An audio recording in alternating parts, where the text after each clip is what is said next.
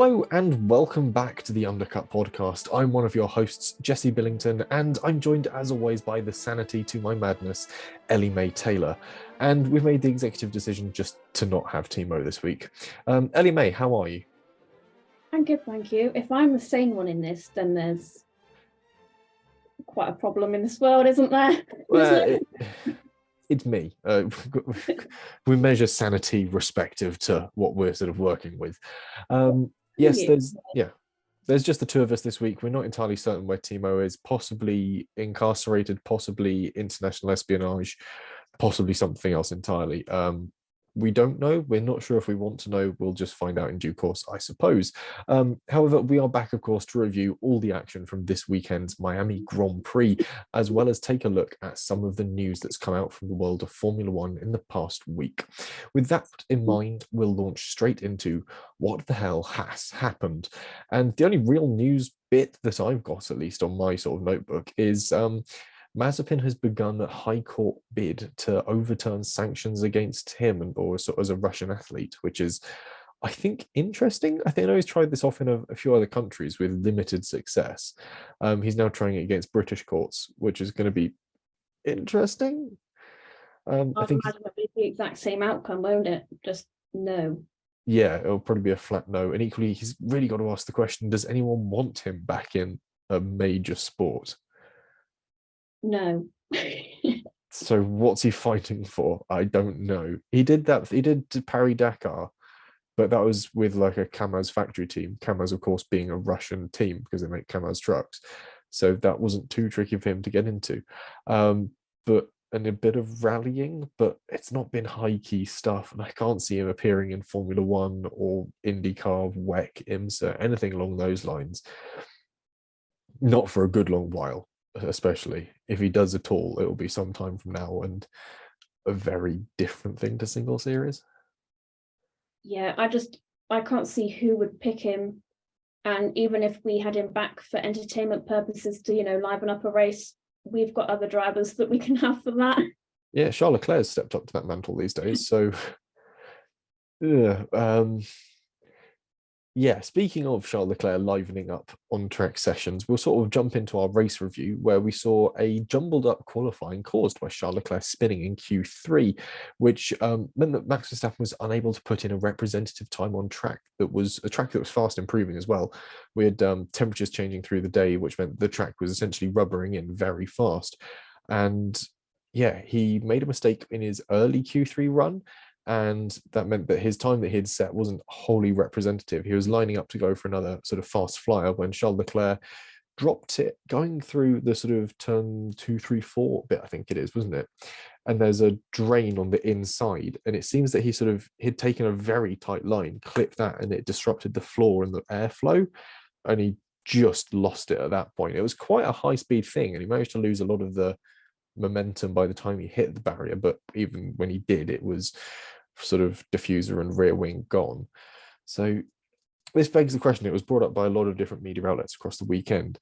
Is he a win it or bin it driver, or is he fast becoming a win it or bin it driver, Charles Leclerc, in his sort of desperation to actually try and achieve something with a bit of an underrated Ferrari? I love the fact that he wants to push the limit of the car and, extract everything he can out of it.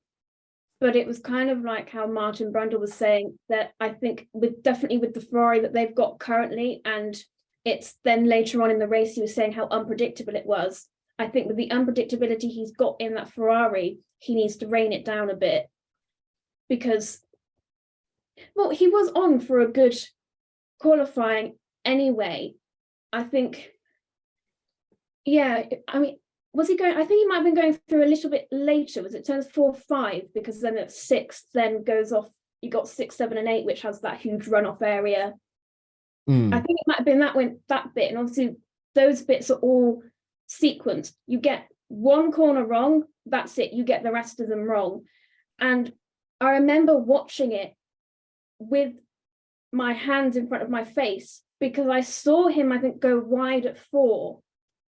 Saw him carry on pushing at 5 and then just kind of binned it into 6, and I thought I already saw it coming, and it's almost like like Max did earlier in the lap, he saw that he was going too wide and his lap was compromised and so backed out.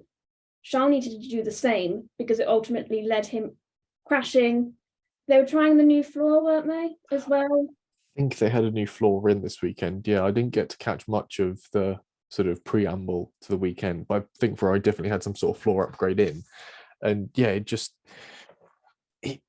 his ability to let go of a lap time when it's not clearly not there is something that's fast becoming his sort of undoing. And it's interesting to see how it's sort of becoming, I don't want to say a more common thing, but we certainly saw it in Azerbaijan. We've seen it before at other circuits where he's been really driving hard to get a lap time and just oversteps the boundary in a car that doesn't have that sort of grey area to its sort of top end performance in the way that the Red Bull sort of slowly seems to lose traction and slides quite nicely, or the Mercedes does it a little bit as well. It just goes into a bit of a sort of oversteer and you just sort of catch it and away you go. We've seen George and Lewis just a little dab of opposite lock. It looks a bit snappy, but you can catch it. The Ferrari is a car that's very much on a knife edge. And as soon as you go beyond that, it goes, because even halfway through the spin, it looks like he's caught it. He sort of stabilizes it halfway through, and the car then goes again on him as he's in the runoff area heading towards the wall. It looks like he's sort of got some sort of control at that point in time. And then it goes once more, which says that while Ferrari built a fairly decent car and a car that can produce the lap time that they need to get it on pole, as we saw in Baku twice, it is also a car that as soon as you take it to that 101%, it will probably not end well because you're right on that very sort of precipice of performance. And it doesn't suit Charles' driving style, where he's not a driver that demands lap time from his car. He's a driver that, and he's certainly not a driver that really goes head to head. We saw this later on in the race where he doesn't tend to go sort of aggressive sort of offense defense. He's very, very calm and collected about the way he goes about attacking on track. And I think that's where we often don't see these Charles Leclerc poles, and when we do, they come out of nowhere and they're a surprise. And when they don't, it's because he's pushed too far beyond his limit or the cars. It's not his driving style to be achieving that sort of element of a Grand Prix weekend. He's much better starting from second on the grid and having a very tactical race to get into track position. And I think this qualifying really highlighted that, is the fact that he will push too far. And then we later saw the second half of his driving style in the race against Kevin Magnussen, interestingly, where he would sort of was trying overtakes in loads of different places and Kevin was getting back until he found one, and then essentially sort of narrowed it down to the one overtaking spot where he knew how to make it pass, but also how to later also defend and keep a bit of momentum, a bit of electricity to help retain that spot. It was an interesting weekend to learn how Charles Leclerc drives. I think there's certainly interesting bits to take from this weekend, even if it was a bit of a dull race at points. You can really sort of, again, it's a connoisseur's Grand Prix. You can pull it apart and find these interesting things. And yeah, he did his usual thing of stirring up qualifying, though, which did leave us with a very interesting grid. Perez took pole, Alonso second, Sainz third. We had an all Spanish top three, or Spanish speaking top three rather. Magnussen secured fourth, again proving that just getting out there, getting a good lap in early can pay dividends, especially on tracks that have a tendency to bite. Gasly, a decent fifth place, and Russell, a seemingly out of place sixth, a little far up, especially compared to Hamilton in P13. Leclerc ended up behind him on the grid in P7, with Ocon, Verstappen, and Bottas making up the top 10 behind them. What were your thoughts on the qualifying session? It was definitely interesting for the fact that we did have a mixed up grid, especially even in Q1, we had Stroll out, because I kind of missed how that happened. I think, did they only go out once or something, thinking that they were safe, and then they very much weren't? Yeah, they went out once, thought that was a good time, but didn't realize how fast the track was evolving. They sort of knew they were bound for essentially a Q2, a Q3, and they got complacent. I think was probably how it panned out, because the track got so much faster as the session developed, and that's how we saw drivers in sort of places we weren't expecting. Was the fact that if you sort of timed it right, you got those lap times, because the track was getting warmer and warmer and warmer, and tires were getting grippier and grippier and grippier. To obviously, it has a certain sort of ceiling at that instant, but the track was getting so much better that we saw this weird jumble up of orders. And obviously McLaren didn't time their runs correct well, and they both ended up out in Q1, and all of a sudden we had both Hasses into Q2, which was a unique prospect. Yeah, I think it was, the timings were incredibly tight. I know that there really was, I don't think there was really much between Albon and Sargent, yet Albon was quite well into Q2 and Sargent was 20th. And that was, it did show how quickly that track really ramped up. And yeah, McLaren's didn't get in. But De Vries did. Which that was, yeah, surprising, because he hasn't really had, you've sort of seen Yuki extract more of that out of that AlphaTauri than we've expected this year. And whilst De Vries has struggled quite a bit. So for him to get into Q2, I think that was nice. Obviously nothing really came of it then in the race. And yeah, then the shocker of Hamilton was P13 with Nico Hulkenberg in front, 12th. I believe Nico out-qualified Lewis as well. Yeah, it was a very, very strange qualifying in the way that we saw the results. Let me just pull up the final Was Albon then 11th as well? So you think there's a Williams and a Haas in front of Hamilton? Yeah, we had Albon 11th, Hulkenberg 12th, Hamilton 13th, with Zhou and De Vries rounding out the Q2 entrance. So, and yeah, it was a bit of an odd one, and not entirely certain where that sort of disparity or just sort of that delta in time came from, so much so that Hamilton could be that far down as well was the weird bit. Yeah, definitely. And then Q3, I don't think it obviously wouldn't have been as jumbled up as it was I don't think if it was for that Leclerc crash. I think what was interesting as well is that I think in Leclerc's first run, he would have been on for much higher, but he clipped the wall at turn 16, and that he should have got that out of his mind, because then he locked up at turn 17, went wide, and then that he really hindered his lap time. So then he fell down into 7th. And Max, because it got a lot windier between Q2 and Q3, which is what I think got Max out. And I've been trying to work out why Red Bull didn't either, he had time to get back out because he went quite early. So either get him out once and do a banker lap, come back in, change the tyres, refuel, or refuel for enough laps that he can just do it twice, because there really wasn't much tyre degradation to get that banker lap. Because I know you could pretty much rely on Max getting pole, I think, because he was just so dominant this weekend that I just don't understand why Red Bull didn't do it. Yeah, they didn't make what to any other team would be a gamble. To Red Bull as a fairly safe bet, because they know the deg on their car is pretty low, and they know that Max is able to go out there and just produce that time when it's needed of him. And I mean, you look at the time that Perez set and the time that Alonso set, obviously both of them on banker laps in that first bit of Q3. Perez was a 1:26.841. Alonso was nearly half a second off that, and that's the two drivers setting their banker laps, and Perez is half a second down the road. So obviously when you start asking a bit more of that Red Bull chassis, even in Perez's instance, that's not to sort of besmirch his name as a driver, but you're going to get a far superior time all of a sudden. But even for a banker lap, you know you've got that solid margin. You should have just sent Verstappen out to get a second better banker lap in, as opposed to leaving him with he was a 120. He got through Q2 on a 1:26.814, which was faster than what Perez was able to do. You should have just sent him out for a banker lap, and that would have been fine. Yeah. Or what you do is Verstappen should have just carried on with a really bad sector 1. It depends whether he knew if he was going out again or not, but he should have just got that banker lap in. That may have made him a little bit higher, because I think in a street track, you cannot rely on the fact that someone isn't going to crash and cause a red flag. I think you can be a bit more riskier in sort of the standard tracks, because we don't get many red flags, but you get a lot of red flags stopping Q3 early because someone has binned it into the wall, which obviously Leclerc did. I don't know what really happened with. I just can't work it out what Red Bull were What Red Bull were thinking, or potentially Max's side of the garage got complacent. And when you look at the times that Perez set across Q1, Q2, Q3, he really went out flying in that first Q3 run, and essentially did a Kevin Magnussen in Brazil last year, where you go hard early because you just have this premonition that something's going to go wrong.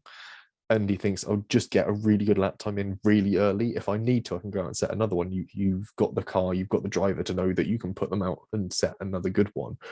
But if you set a good one early, you're covered for when something goes wrong. And inevitably something did go wrong in this instance. And it paid dividends for Perez and certainly his team. So there's definitely something to be said there for, don't want to speculate, but certainly suggests that maybe Red Bull could do with taking a few more gambles to make their weekends easier in the long run. But ultimately, it didn't really impact Max's weekend. The jumble up qualifying suggested we would see an exciting race, but ultimately it came down to how fast Max Verstappen could get through the field. Fernando Alonso in the post-qualifying chat suggested that it would take a maximum of 25 laps or so to see the number one car filling his mirrors, but it was lap 15, actually. It was 10 laps earlier than that Max Verstappen came past and was pretty much on for the win after that, really.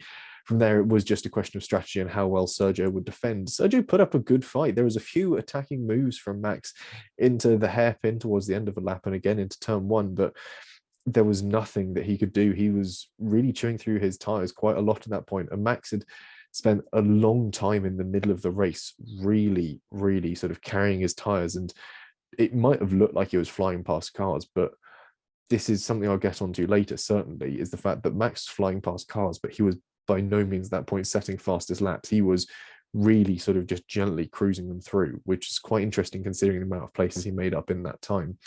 And yeah, the answer is, how well would Sergio defend? In reality, not very well. He didn't have the tyres for it. He'd sort of pushed on them a little too hard, too early to try and open this gap to Verstappen and Alonso behind him.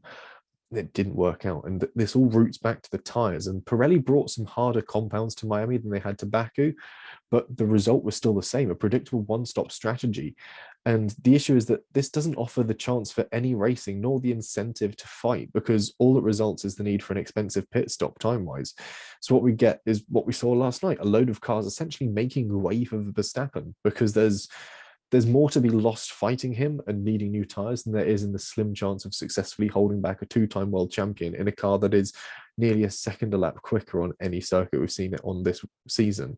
All you're going to do is cook your tyres and need to pit, putting you further down the order and giving you more overtaking to do, which in a race, especially this weekend, where drivers were lifting and coasting, having expected there to be a safety car period, they'd underfueled. So drivers really weren't going to be pushing and fighting to try and hold on to positions if they knew they were going to sort of lose out to it in the end because of fuel concerns. There was going to be no ripping back through the field. And this leads me on to sort of my tyre moan for this weekend. F1 need to seriously reconsider their tyre demands from Pirelli, or pick better tyre choices, or rather less tyre choices. Anyone who follows IndyCar knows that you have a choice of two tyres, neither of which is anywhere close to running a full race. If Formula One did something similar, offering just the soft and medium compounds, we'd see teams having to work on a two-stop strategy or more.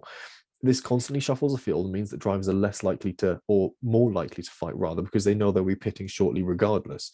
If you know you're going to be pitting because your tyres are never going to make it to the end of the race, you're more likely to fight on them because you're going to be swapping them anyhow. And this is the second race in a row where the action has best been described as a connoisseur's GP. I mentioned this earlier on. There was some interesting stuff going on the track, but you really needed to dig for it. And that's not wholly fun to many fans who just want to enjoy cars going round and round. The general fan, which F1 is appealing to or trying to appeal to more and more these days, isn't likely to care about tyre deltas and plan A -12, like in the same way that I obsess over it for certain. They want action on track and the chance for someone who isn't Ver per Allo to be on the podium.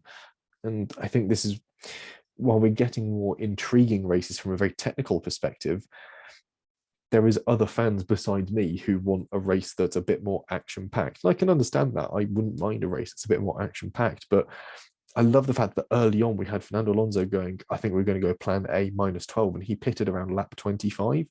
So, or he pitted around the standard pit window, I think. No, lap 25. So he was really expected to be able to push his mediums from early on, but didn't. And he made a mistake. He thought that it was he was thinking of plan B minus 12. Oh, right. I never got that So, clarification. yeah, so they asked him sort of in the post-race interviews and he said if it had been plan A minus 12, he would have already pitted like 3 laps before, so they were sort of laughing at him. That was the thing that got me, yeah. Yeah, because I was quite confused when he said that as well, because Perez still pitted 5 or so laps before Fernando did. So I thought, how long did Fernando initially thought he was going to go? But I think going back to the fight with Max and Perez, on the first lap that Max came out from the pits, I was watching the timing between them, and Max took half a second out of Perez just on the first lap, which is crazy. And I don't know what the answer is, because I mean, no one else is probably going to keep a Red Bull behind them because they are so much quicker than everyone else. They're going to get past you. So why fight? Because it is inevitable. I guess it's hard. I don't know what the answer is, because it's like, you're saying, you know, with Indy, for instance, they have the 2 tyres that they have to go on. Formula E don't do it at all. They stay on that tyre. I mean, it's hard to compare because they're all so different race classes.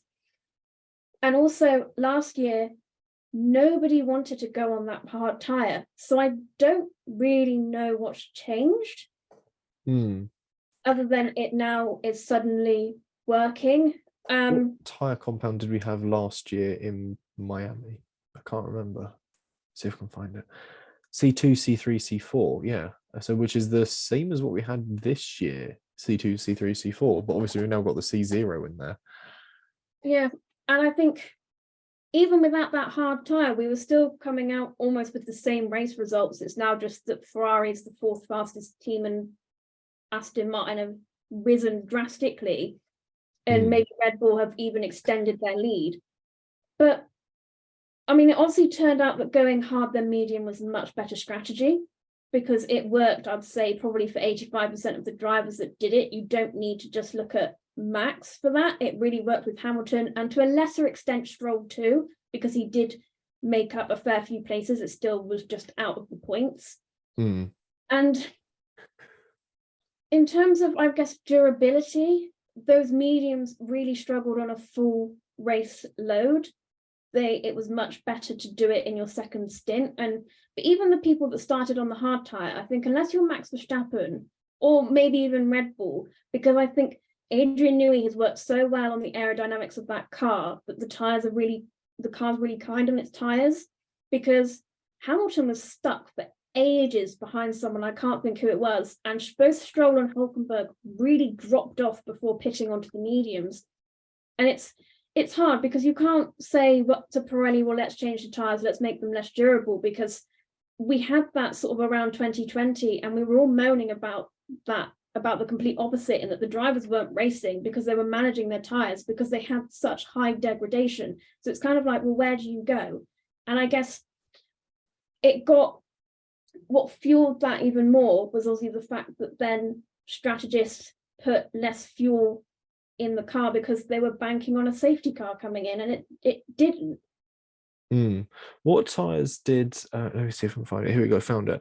Okay, yeah, so Tsunoda and Stroll both ran the same tyre strategy. I was trying to remember if Tsunoda ran medium then hard, because they both finished, they started off 17, 18 on the grid, Tsunoda ahead of Stroll, and they then both finished 11th and 12th, Tsunoda ahead of Stroll. And I was wondering if they'd used the opposite tyre setup, but they hadn't, which really suggests that even if you're in something like that AlphaTauri, pulling that inverse tyre strategy works, but it's hardly exciting. And it means that even that there's no difference in the way those two cars use their tyres, essentially, is the face value of it.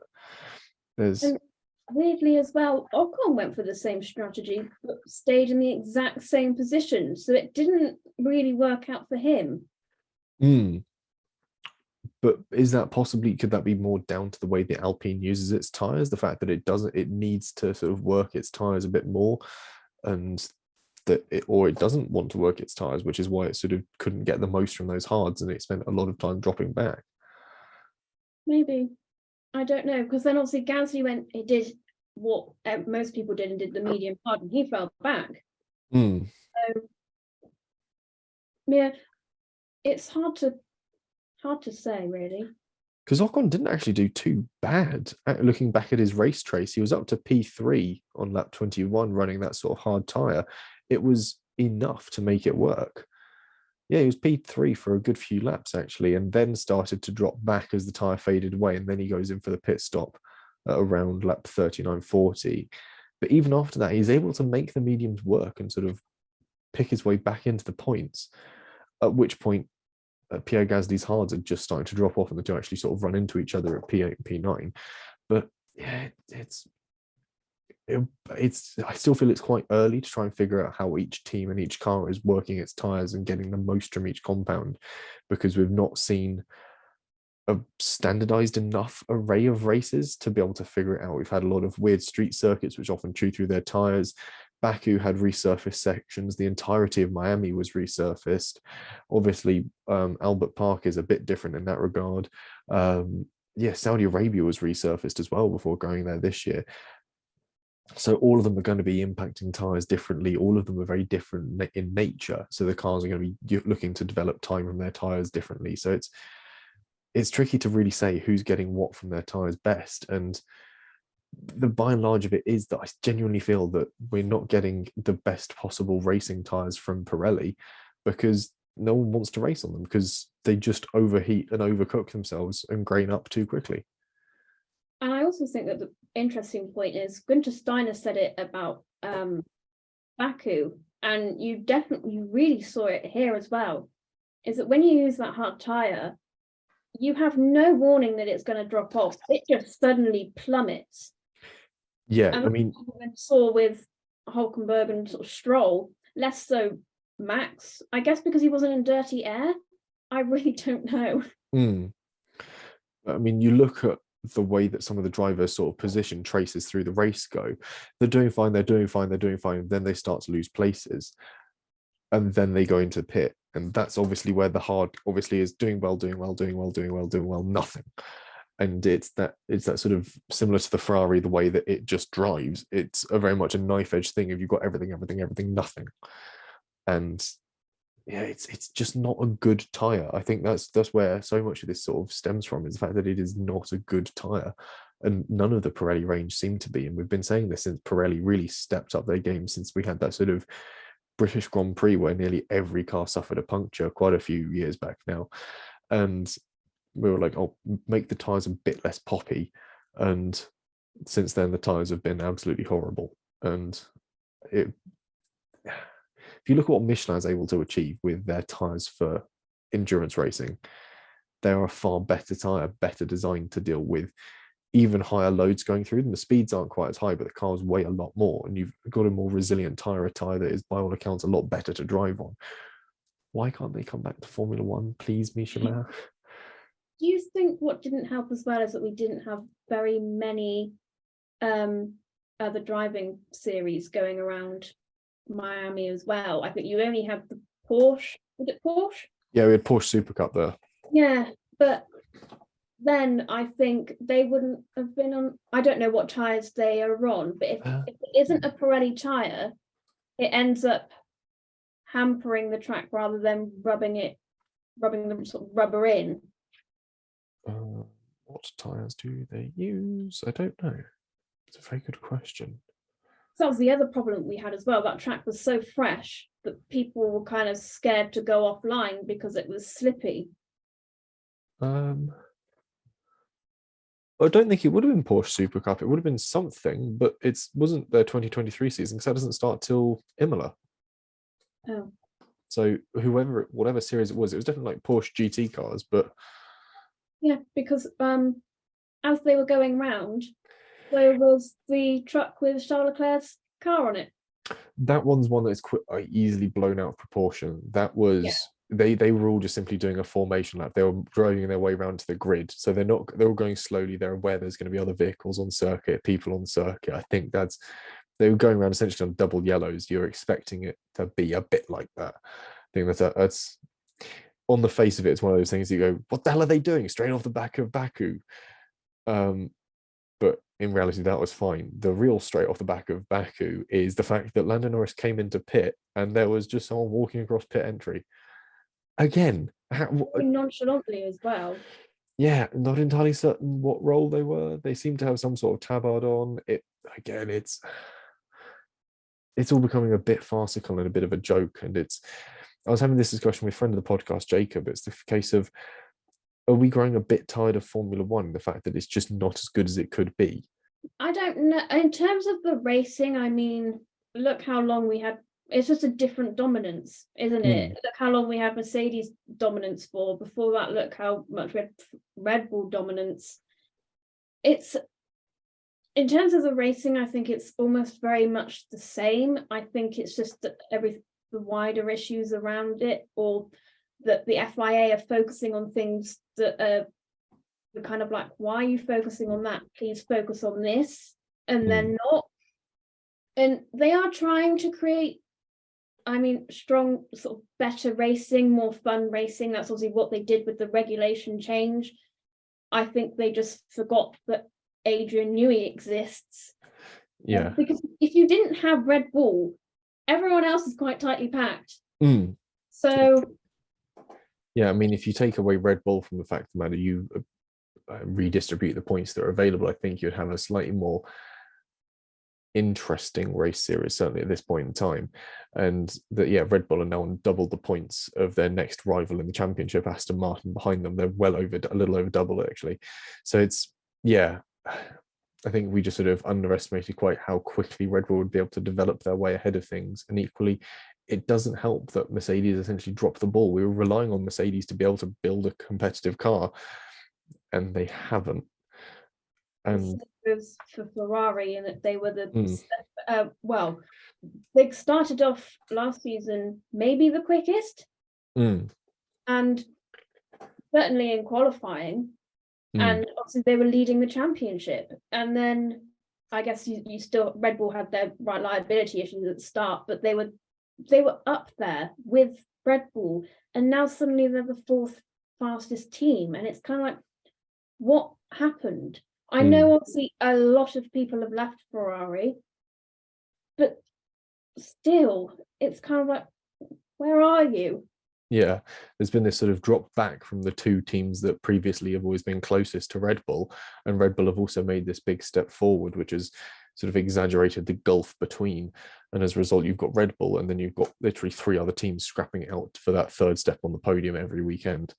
And we would have Fernando Alonso leading the championship, though. It's interesting. It's an interesting thought for certain.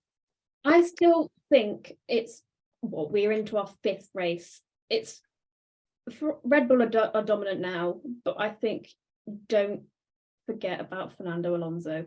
And as well, both Mercedes and Ferrari are having upgrades in the European, when we go back to European racing. So I don't think they're going to get up to Red Bull level, but hopefully we can sort of at least see a mixed up third.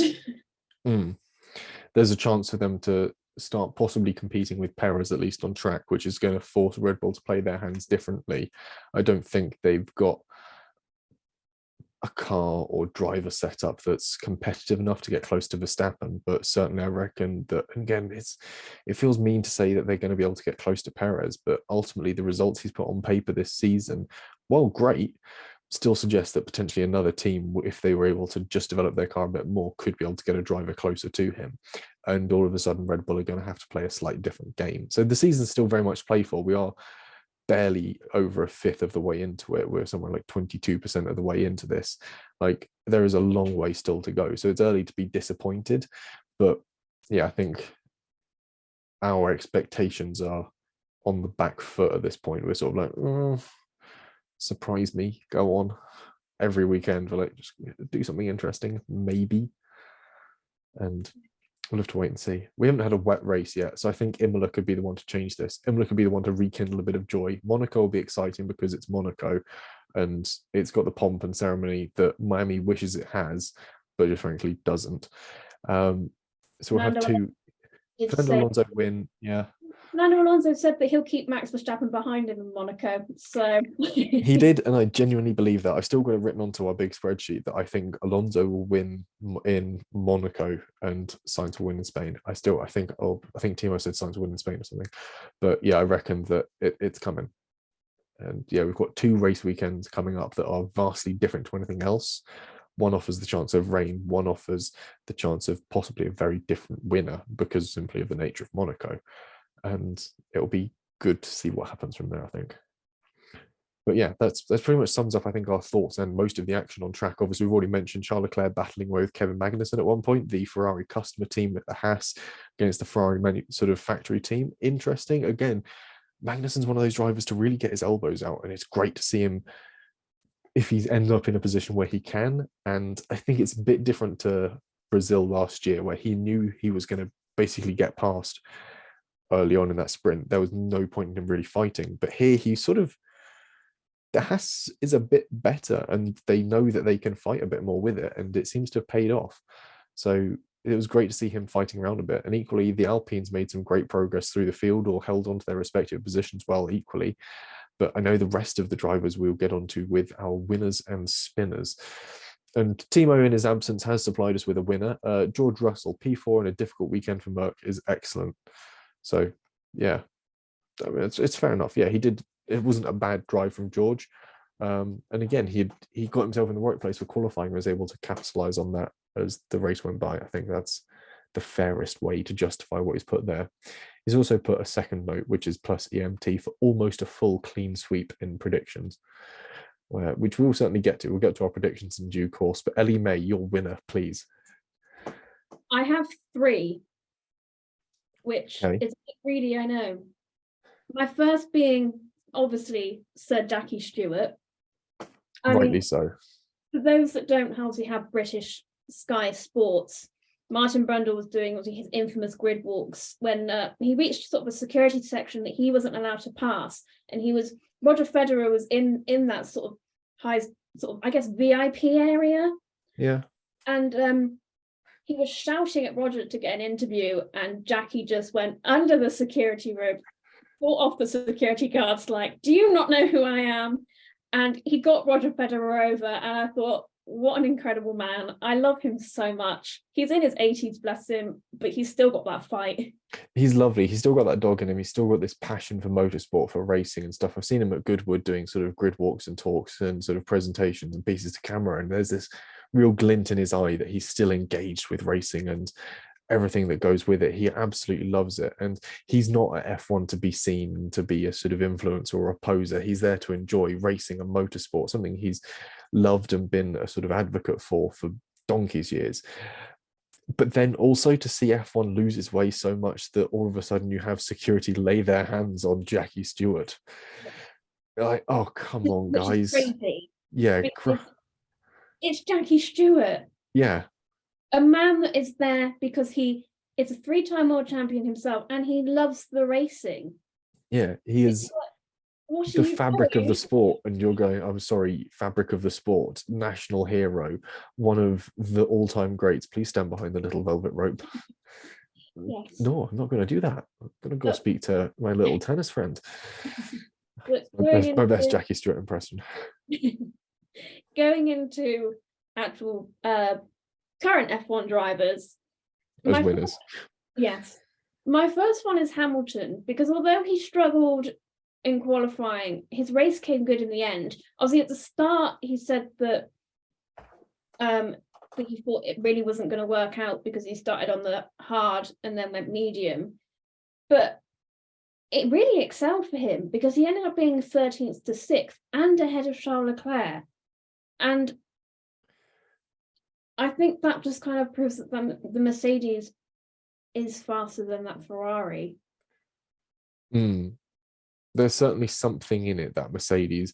And crucially, he was able to overtake Alex Albon without spinning Albon out as well. So we're seeing driver growth there, which is what we want to see in Lewis Hamilton. Despite his his sort of tenure in Formula One. He's proving that you can still learn and simply not nerf Alex Albon every time you got up the inside of him. What was your other spit winner? My other one, lastly, Verstappen, because if it wasn't for Charles' crash, Max had been so dominant that weekend, he would have got pole, which is obviously ultimately Verstappen's fault for not getting that banker lap in. But he was so dominant as well in that race. He really made what should have been the worst of the two strategies, going hard, medium, really work for him. And I just don't think you can ever underestimate Max Verstappen and the raw racing strength that he's got. I mean, he ended up watching that battle between Magnussen and Leclerc go on and thought, yeah, you're making each other slower, let me just go past both of you. I think kind of what Fernando Alonso was saying, that he thought that it would take him 25 laps, was because he was hoping that all the other cars would be in sort of DRS range of each other and make it harder, but they really weren't. So Max was just able to pick them off one by one, lap after lap. He didn't have to sort of wait until it's like turn 1, which was where most people would like to overtake, because if you overtook at turn 17, like Charles Leclerc did. Found out, yeah.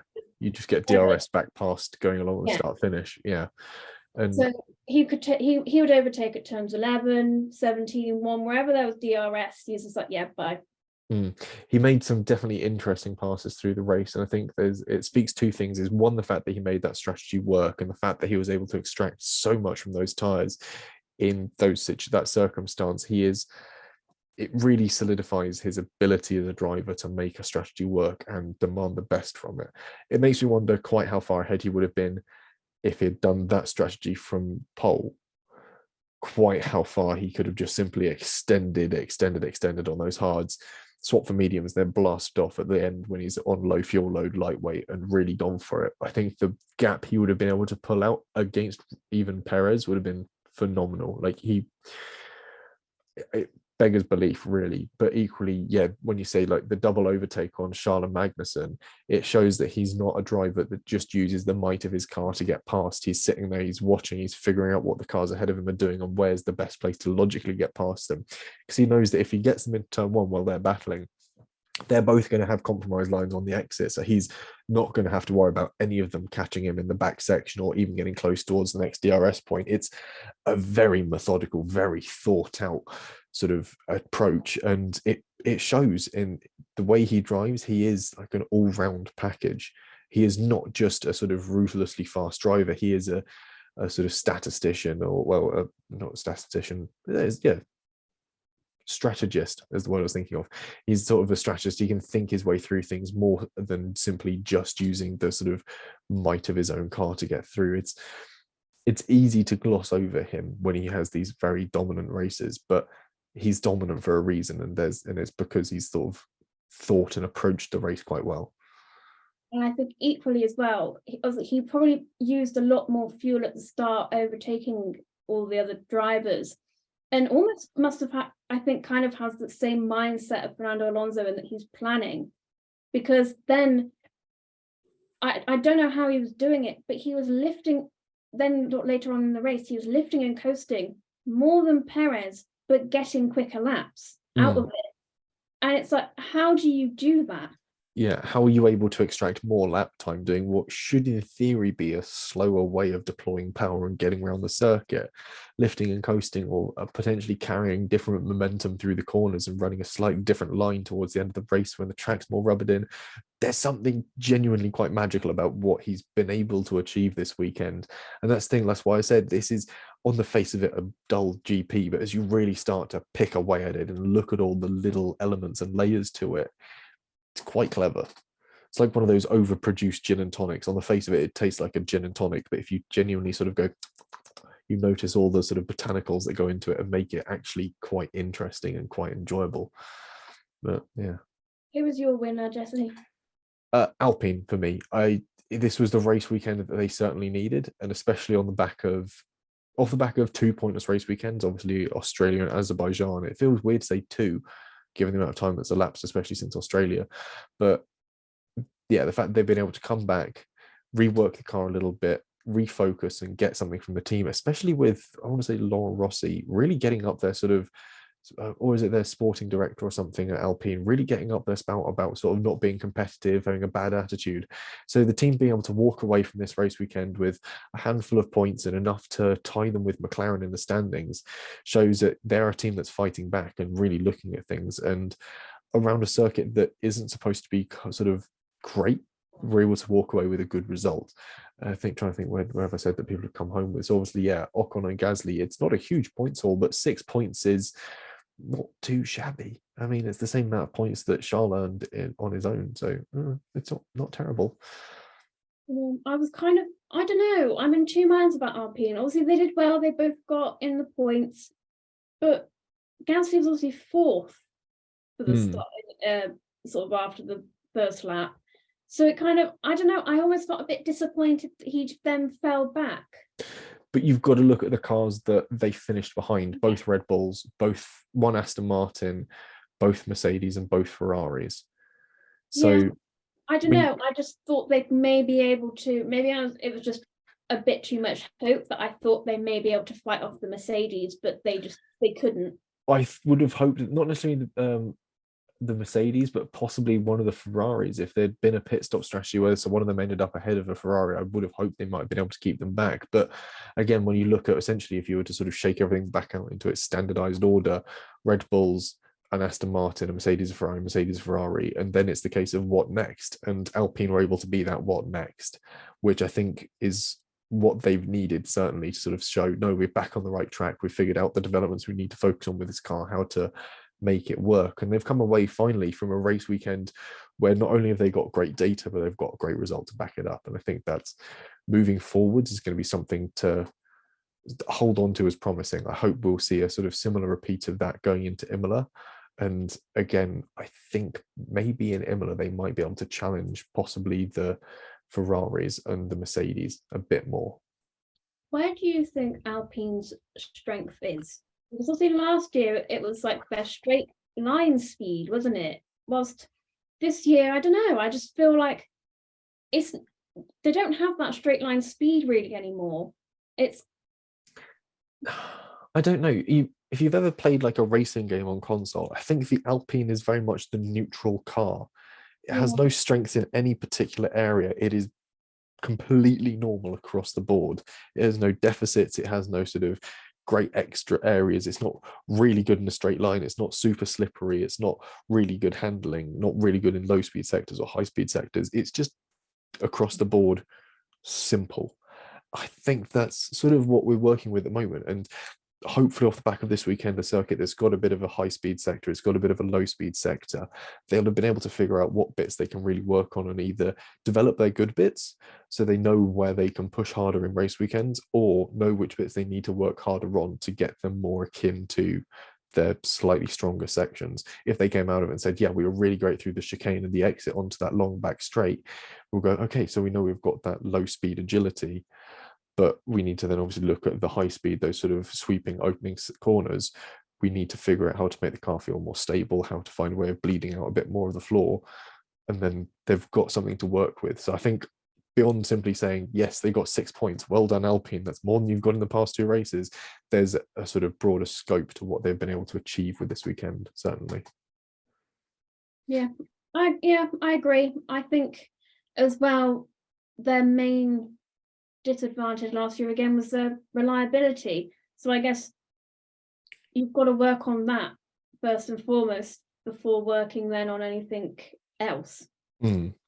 And I think the engine's still badged as like a Renault E-Tech or something. It's been a reliable engine. They haven't actually had any mechanical retirements this year, have they? No, but they did have the Gasly fire, didn't they? But I think that was a gearbox oil leak more than anything. It looked quite far back under the engine cowl when it caught fire, which suggested to me it was possibly a hydraulic line that went. I haven't seen any sort of reports to suggest what probably caused it. But one out of essentially what we're on, that's our fifth race now, 1 out of 10 entrants to have a mechanical retirement isn't shabby, because obviously you've got to double it up across your cars. It's definitely a lot better from Alpine. Especially compared to last year, which was a bit of a rough one for mechanical reliability, certainly. We'll move on to spinners, and Timo's just gone pretty straight down the line. McLaren just nowhere, which I think is kind of fair. the strategies never played into their hands. Piastri wasn't really able to get much out of the car. I don't know how well he would have been feeling this weekend. Obviously, we mentioned in Baku, he was feeling pretty rough, quite sick, down 3 kilos, unable to keep down food and water. So he's obviously on a personal recovery trend. And Norris was battling a strategy that just didn't seem right, and obviously took a bit of damage and lost a lot of track position in the opening lap with De Vries. So could have been a better weekend for McLaren, but I don't think too much of it was down to the car. Yeah, I think McLaren have had a lot of bad luck, especially Lando Norris in terms of lap 1 incidents, which has then just ruined his entire races, really, because unfortunately I don't think that McLaren has enough power in it yet to sort of, if it gets tagged in lap 1, it doesn't have enough power then to get up to where it can potentially be like with Baku, which was, they were in the top 10. Yeah, Norris scored points in Baku. Yeah, I think he was P8, I believe. So checks notes, hang on. Norris P10, 1 point. No, that was qualifying. Hang on, scroll down a bit further. That was sprint. Hang on. There's so many different lists to scroll past. Norris P9. There we go. Yeah, which, I mean, obviously Baku is such a different track, but you've got to think, what, Saudi Arabia, Norris tagged the wall in qualifying, which ruined that. He then had Oscar Piastri's front wing in that then tagged his car and caused him damage. He got damaged, sort of proxy damage lodged under him, essentially, wasn't it? I can't remember if he had any problems in Australia. No, Australia, they got a nice haul of points. Yeah, Norris was 6th and Oscar was 8th, wasn't he? Yeah, which they sort of managed to keep out the way of the carnage and got a lot of points, which then also put them above Alpine. Then yeah, Baku really has been sort of the only weekend where they kind of got points on merit. And then especially, yeah, like I said earlier on, especially Lando Norris has just had a lot of bad luck. Yeah, I mean, it's also been the only weekend they've got points, is the crucial thing.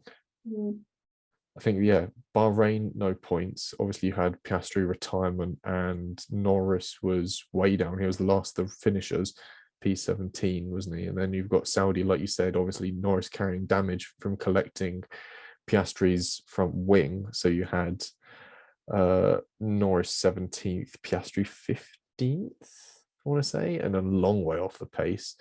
Then Australia was their points. And then we went into Baku, where they just weren't really anywhere. The sprint, they didn't get any points for that one. And they were quite uncompetitive. I think Piastri was a long way off. He was P10, actually, for the sprint, I think. But I know Norris was a hell of a long way down, having started 10th as well. So he lost out there. And then the race, Norris picked up 2 points, and that was that. So yeah, they've only had 2 point scoring weekends so far, and they've not been big ones. Yeah, I don't really know what the answer is. Well, they've admitted themselves they just went down the wrong direction, and now they're trying to make up for that. I think they've learned from Mercedes that the fact is that if you've figured out something's gone wrong, admit it and try something different a bit sooner, than really try and press on with it, because you're going to know sooner rather than later if something's going to work. Your spinner from the weekend, though? Ferrari. I almost don't want to talk about it because it depresses me. I mean, Sainz wasn't all that bad, really. He qualified 3rd, which I'm not sure he quite would have got. No, 3rd or 2nd? He was 3rd, because you had Alonso 2nd, wasn't it? That's it, yeah. Yeah, I'm not sure if he would have got that if it wasn't for Charles's crash, but nonetheless, he got the good banker lap in, which is what you needed. Yeah. And then the race itself, 5th? Russell. Yeah, 5th behind Russell, but nearly 10 seconds off Russell, which makes you think, could he have been closer to Russell? Is that 10 seconds taking into account the penalty that he got? Or That includes his penalty, I believe. So it's only really a 5-second penalty or 5-second time difference. But again, I'd like to think he would have been closer to Russell. Yeah. Running a And similar strategy, starting ahead of him, Russell had a bit more of a field to pick through. he's lucky that then he had, I think it was like a 12-second deficit between, what was it, him and Hamilton?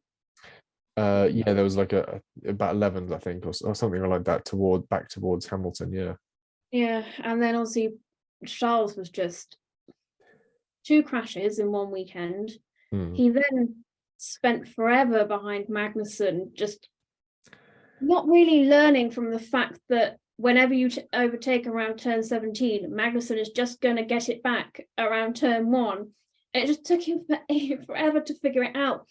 And I think that in some ways hampered his race, but he was also just nowhere. I think neither Carlos or Charles had confidence in that car because they were saying, you know, things were wrong with that car in different areas lap after lap. So it wasn't consistent.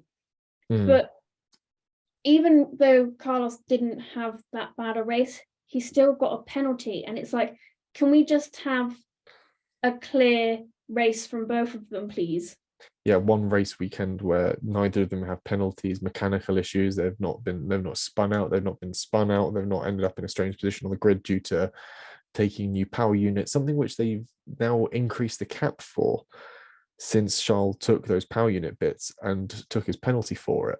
So how are they going to work that backwards in the future? He's allowed to take an extra one for free or something, or when he takes his 6th one, they don't give him the penalty because he already served that early on in the season. I don't know. That's up to the FIA to try and figure out. We know that it's not going to be figured out well, almost certainly, but yeah, it could have been a better weekend for Ferrari. I definitely agree with you there. I think Sainz really could have been higher, and I think Leclerc was catching Hamilton towards the end of the race, but ultimately, I don't think that Mercedes should have really come past when it did. There was everything in that Ferrari to keep it behind, or should have been a bit more in that Ferrari to keep that Mercedes behind. And lo and behold, he didn't. Yeah. Anyway, who's your spinner? My spinner is De Vries. I think I slated him after Baku, and I'm not going to so much slate him, but come on, Nick. Could have been better. At least he wasn't lapped this time, but he was 1 minute 28, nearly 1 minute 29 behind the leaders. So he was close to being lapped. And I think that a lot of people, the discussion has certainly spun out to the point that a lot of people are now questioning how much longer he's going to be in that AlphaTauri seat. And yeah, I think potentially he set his own bar too high with that Monaco drive in the Williams. It was the right car for the right circuit to show off your talents back in Monza last year rather. And he set his own bar too high, and that AlphaTauri has been, it's not a car that suits his driving style, especially having come from a long period of time in Formula E. It's not a car that matches that. And I think that the power delivery, the way that it comes through turns, is taking a long time for him to get used to. And especially because we had that reduced testing time at the beginning of the season, we've seen so many more bits of weekends be wholly competitive, obviously with that sprint weekend in Baku, and so many races where if you get it wrong, you're out. And that's sort of knocked his confidence to a certain extent, I'd say. And it's really not giving him time to get used to this essentially new style of racing compared to the way you drive in Formula E. It's a very different sport. And I hope it'll get better with time. But yeah, coming home just shy of 10 seconds behind Zhou in the Alfa Romeo, who had a bit of a nowhere race. It really says even further back than that. You had Norris was 10 seconds off Zhou, and he was a few seconds behind Norris further still. So yeah, Norris you can forgive for being there. Zhou was quite nowhere. And then if you're a long way back off that, it's really got to start asking questions. And yeah. It's tough because I think there's a kind of lots of reasons that have then become sort of one big reason, I guess, that he's not performing. I think obviously one of them is, like you said, he's come from Formula E, which is a totally different style of driving, to a Formula One car. That AlphaTauri is not a great car. I think as well, like you said, he drove so well in Monza that we had such high expectations for him that we're kind of disappointed that he now hasn't met them, whilst Yuki Tsunoda, we all really underestimated as a driver, and he's done so well this year. Even last year, he did actually very well. Yuki was really coming into it last year, but this year, certainly, he's been consistently 11th or 10th. He's been fighting for those points, and there's been a big turnaround the way he drives. And equally, I think he's worked with the team through the tail end of last year to make sure that this car was something he was a lot more atoned with. And that's why we're seeing these far better performances. Is he's found a way of working with his team, working as a team player, which at the end of the day, Formula One's a team sport beyond just being about the drivers. There is the team championship, and Yuki's clicked with that, and there's seems to be this sort of idea that he's worked with that a lot more. And I think Nick is suffering a certain extent of being the new guy to the team, and that's really not helping, especially with that big high of coming in as a Formula E world champion, a Formula 2 world champion. Admittedly, the only person he was challenging for that was everyone's favorite Canadian.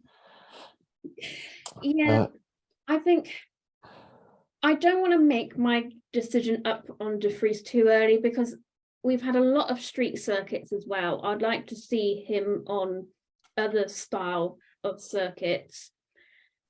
He hasn't, I mean, we have got to remember he is still a rookie, whilst I think we've actually been very pleasantly surprised by Oscar and Sargent. They have done pretty well. Yeah. Sargent, I'd argue, especially in that Williams, has often had it in places where you don't expect it to have been. You can sort of, I won't say forgive Albon for it, but you're not surprised when Albon puts it a bit further up the field, because Albon is a very talented driver with a few years' experience over Sargent. So when Sargent gets it closer, it's sort of like, oh, hello, that's good. And equally, Piastri's had a bit of an up and down season, but he's had his points out of it. He's had spells of ill health, but by and large, he's been performing as you'd expect, or alongside Norris in that McLaren. De Vries is the outlier when it comes to the rookies, and it shows. Yeah, it's tough. I mean, we are only 5 races in, and so this is obviously his 6th Formula One race.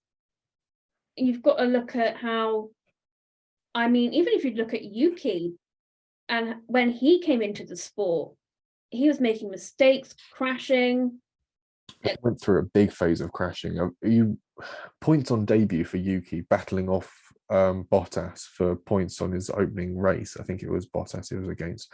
But yeah, and then after that, he had a bit of a tumultuous spell. So it's, once Nick settles down, I think we could see a far better driver. But I hope that AlphaTauri have the wiseness to settle him down, and at least for their own good, try and extract something from him before they go and grab Liam Lawson from Super Formula.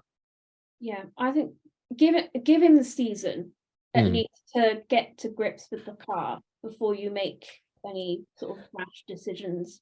Yeah, if we're getting to sort of Brazil, Qatar, somewhere in that region, and we're still struggling to get points out of the guy, I think we as a team, you'd be looking to sort of swap him, especially if you're getting towards Brazil, which is like 3rd last race on the calendar. You really want to be sort of thinking about making a change and phoning Liam Lawson and going, yo, what are you doing next year? But yeah, Qatar, I think, would be sort of your earlier tipping point. You're on your way back towards that sort of final leg of races. You've got your COTA, Mexico, Brazil, Las Vegas, and then Yas Marina. You've got a few races, 5 races left at the end of the season to really start figuring things out. I think Qatar would be the tipping point for De Vries to work towards. I hope he gets something together before then, because he's a nice guy and a great driver, but I just don't think Formula One has been an ideal place for him to really get his feet under the table. Yeah, it's tough, but at least I guess the good thing is, apart from Baku, he hasn't crashed, so he's not been expensive for the team. Yes, he's just been a bit slow. Yeah, but he's not like been racking up the bills for front wings, suspension components, apart from Baku. But even then, they weren't huge sort of car going end over end, bits and pieces flying everywhere, Mick Schumacher style shunts, which is, I suppose, a breath of fresh air for the team to a certain extent. We'll move on to some other drivers that are worth a mention. And we've mentioned Tsunoda already a fair bit, actually. And he didn't have a bad weekend of things. No points, but his drive was really one that sort of stood out on the fact that he was able to get a car that shouldn't have been able to make that much progress that far up through the field. Suggests that there's really something to keep an eye on with him and the way he's driving this season. The other one is Magnussen, who I think we've already touched on with the sort of way he and Charles were racing through the sort of mid-sector of that race was interesting, enthralling, and proves that he's back in the sport for a very good reason, and because he can extract things out of that car when everything's set up right, which I think it relies on a good setup that has.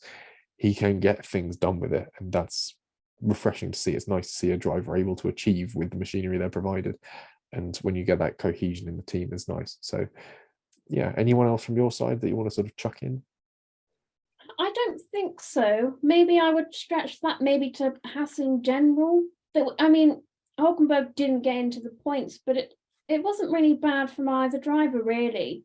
Hulkenberg did look at home, actually. Yeah, he hasn't been struggling through the season, but certainly this weekend he looked very stable with the platform he had been provided. And I know that the teams had been sort of working, the two sides of the garage been working together and going, we found this setup is working a lot better, and they've been working better as a Formula One team, I think is the way to look at Haas. They've certainly taken a step forward in that regard and become a bit more competitive, and they're clinging on to 7th in the standings as well, so it's paying off for them, certainly.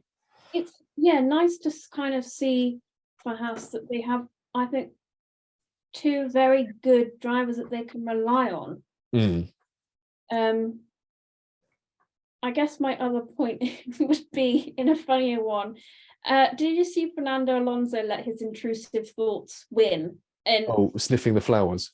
Yeah, behind Max Verstappen, he was just really examining those orchids. And at one point, he was just like really like inside, sort of getting into the orchid. It almost looked like he was trying to look to see whether it was in a pot so he could take it home. I think it was one of the driver press conferences. He was sat on like the end of the row of seats and was sort of looking at the pot plant next to him and sort of feeling the leaves. I was like, is he just sort of lining up to do a bit of gardening when he finishes Formula One? Is he becoming a bit of a botanist? He had a pretty just fun weekend all in, being Fernando Alonso. You got to have a look at some nice plants, smell the orchids, and watch a bit of Formula One on the telly as he's driving around doing it. Yeah. Like he had a pretty quiet race, considering he was like, yeah, as you sort of head down towards turn 11, there's a big jumbotron, and I could just watch Stroll making overtakes as going past. I was like, oh man, that's just something else.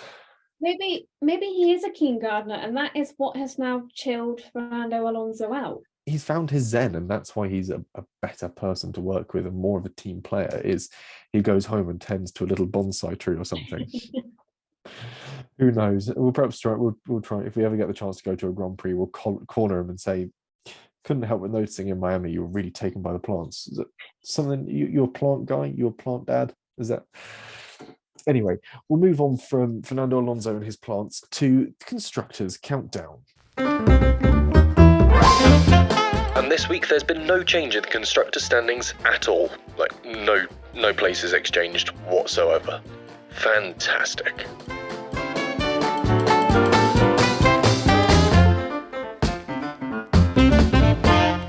So yes, that is how the constructors lineup stands, but how does it stand when we look at our predictions? And well, one of us is sort of doing a Red Bull this season and running away with things. We'll start with the lowest scorer this week, which was Timo. So we can slate him because he's not here. He scored 1 point for Perez pole. Perez did not win, so he did not score a point for that. Verstappen was not second, so no points there. Leclerc was not third. Hamilton didn't set fastest lap. And Alfa Romeo did not finish in the top 10. So 0 points for Timo. I scored 2 points, so not doing too badly, slowly catching up. For a Perez pole and a Verstappen fastest lap. I did not get Stroll or Sainz in second and third respectively, and did not have my McLarens in the points, which again was sort of the thing that everyone poo-pooed and go, oh, McLaren's in the points. I was like, oh, well, just you wait, they won't be. And then of course, with a rip-roaring 5 points, Ellie-May, the only thing you missed out on was your pole position prediction, which was Verstappen. You were close, admittedly. I was very close. I'm kind of annoyed because I haven't got a full. I haven't got a full house yet. The best you've done this season has been 2 5s and a 4. You've got 4 on the opening race, 5 in Australia somehow out of that race, and then a 5 again here in Baku. It tends to be the races where it looks like I shouldn't get the points that I get. I do. No, it just seems to sort of alternate. You go for lots of points, little points, lots of points, little points, lots of points. So you're not going to do very well in Imola, but whatever your Monaco prediction is, that's going to be fire. I almost think, yeah, because going into the race, I don't think we were on for a Verstappen, Perez, Alonso 1, 2, 3. No, certainly coming out the back of Baku, we anticipated it potentially being a bit different, I think. Yeah, and then my wild prediction of a rookie out qualifying their teammate, it ended up being De Vries. Yeah, the one rookie we didn't expect to do it. Yeah. So, yeah, it was certainly an interesting ploy, but hey, it's earned you 5 points, which means that your total for the season is currently 15. Timo's on 7, I'm on 5, so you're on triple my score at this point in time. And we haven't actually had a guest on to make any predictions yet, so guest is still on 0. So technically, I'm not last. But out of people that have actually taking part in this, I am last. Yeah. How does that level up with the constructors? Because I'm just over double Timo's. And then you're just over double, which is the gap from Red Bull to Aston Martin. But if we were to look at like whose points, if I were to triple them, would give me Red Bulls. Let's see. Let's do some quick maths here. Standings, constructors. So what's a third of that? If you're Red Bull, I'm essentially somewhere just behind Ferrari. So Ferrari are on 78 and Red Bull are on 224. So if you're to triple 224, 78 gives you 234. So yeah, I'm essentially Ferrari in this situation, which on a normal day I'd take. Yay, I'm Ferrari. That's my team. But if it means that I'm in 4th, essentially, I'm going to go for a really crazy Imola and see whether my predictions work, whether I just somehow am able to admit to the universe how the racing should go.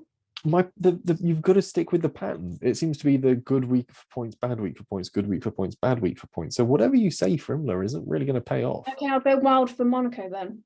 If you could, that'd be fantastic. If you could sort of share my predictions, which is an Alonso win, that would be... I think he'll win it. So... Can I put you down for an Alonso win now? You can. Okay, Alonso win for Monaco. I'm also going to put as my wild prediction, I was thinking about it today for Monaco, that Charles Leclerc won't crash. Ooh, that's certainly an interesting one. Because he's crashed at every street race. Yeah, Bar this is Saudi true. Arabia. Alonso win and a Charles won't crash for Monaco. I'm sure we'll fit in some more predictions. We'll fill that out later close to the time, but that's how the predictions stand at the moment. We'll have a quick look at the F1 Fantasy League. So the highest scorer this week for the Miami Grand Prix was at Francisco Rhodes 2, 342 points, a little way ahead of my mate Dan, actually. Leclerc scoring 336 points, so not too shabby. In third place, on 332. My teams were 11th, 16th, and 25th. Jaffa Cake Racing, Midbeds Racing, and BRT Yamaha 289, 272, 179. So not terrible, but worse than they did last week. EMT Racing, however, 6th place, 298 points. Not bad. Not bad at all. Where are your other teams? What are your other ones called? Experiment Underdog.